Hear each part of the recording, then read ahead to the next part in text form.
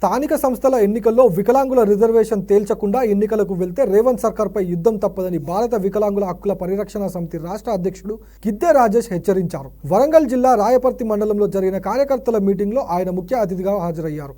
ఈ సందర్భంగా ఆయన మాట్లాడుతూ సివిల్స్లో దివ్యాంగులకు రిజర్వేషన్లు అవసరం లేదంటూ దివ్యాంగుల కోటాపై అనుచిత వ్యాఖ్యలు చేసిన ఐఏఎస్ అధికారి స్మితా సబర్వాల్పై కేంద్ర రాష్ట్ర ప్రభుత్వాలు చర్యలు తీసుకోవాలన్నారు.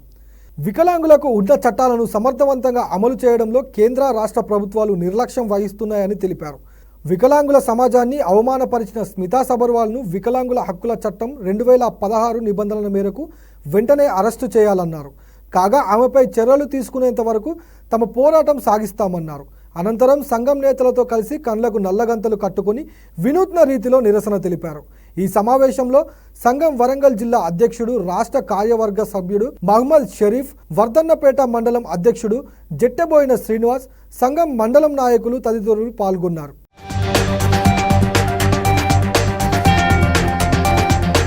ఈరోజు మరి ఈ తెలంగాణ రాష్ట్రంలో సీనియర్ ఐఏఎస్ అధికారి అనేటువంటి మరి స్మితా సబర్వాల్ వికలాంగుల సమాజాన్ని ఏదైతే సివిల్స్ లో వికలాంగులకు రిజర్వేషన్లు అవసరం అని చెప్పేసి వికలాంగుల సమాజాన్ని అవహేళన చేసి అవమానపరిచే మరి వికలాంగుల సమాజాన్ని సభ్య సమాజంలో చిన్న చూపు చూసినటువంటి విధానాన్ని తీరును నిర్దిస్తూ ఈ రోజు భారత వికలాంగుల హక్కుల పరిరక్షణ సమితి రాష్ట్ర కార్యవర్గ సమావేశాల్లో ఆమె వ్యాఖ్యలకు నిరసనగా నల్ల బ్యాడ్జీలతో ఈ రోజు మేమందరం కూడా నిరసన వ్యక్తం చేస్తున్నాం. అందరూ కూడా నల్ల బ్యాడ్జీలతో కట్టుకొని ఈ సీనియర్ ఐఏఎస్ అధికారికి ఉన్నటువంటి మీకు ఒకే చెప్తున్నాం, వికలాంగుల సమాజం దేంట్లో కూడా తీసుకోదు. వికలాంగుల సమాజం మీద అసభ్యకరమైన వ్యాఖ్యలు చేస్తే ఖబర్దార్ స్మితా సబర్వాల్ అని చెప్పేసి కూడా ఈ సందర్భంగా స్మితా సబర్వాల్ భారత వికలాంగుల హక్కుల పరిరక్షణ సమితి రాష్ట్ర కమిటీ పక్షాన హెచ్చరిక జారీ చేస్తూ మేమందరం కూడా ఈ రోజు నల్ల బ్యాడ్జీలతో ఈ స్మితా సబర్వాల్ కి అదేవిధంగా ఇంతవరకు కూడా స్మితా సబర్వాల్ గారు చేసిన వ్యాఖ్యలను మరి రాష్ట్ర ప్రభుత్వం ఖండించాలి.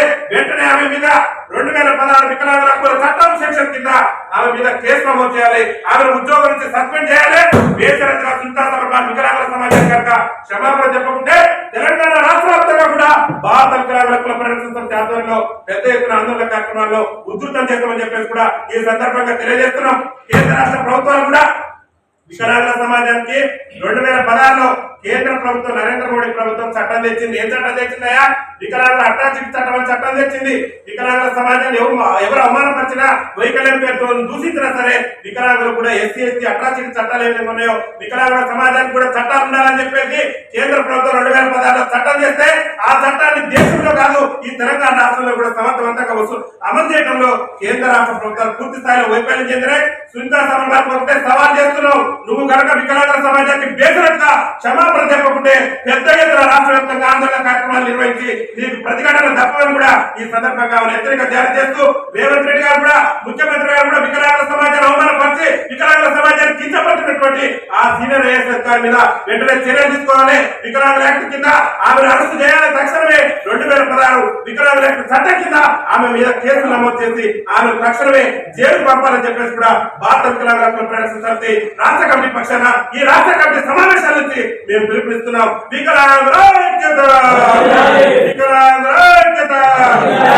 క్షమాపణ చెప్పాలి. స్మితా సబర్వాల్ వికలాంగుల సమాజానికి వెంటనే క్షమాపణ చెప్పాలి. స్మితా సబర్వాల్ వికలాంగుల సమాజానికి వెంటనే క్షమాపణ చెప్పాలి. స్మితా సబర్వాల్ వికలాంగుల సమాజానికి వెంటనే వికలాంగుల అట్రాసిటీ చట్టం 2016 సమర్థవంతంగా అమలు చేయాలి. వికలాంగుల హక్కుల చట్టం 2016 సమర్థవంతంగా అమలు చేయాలి.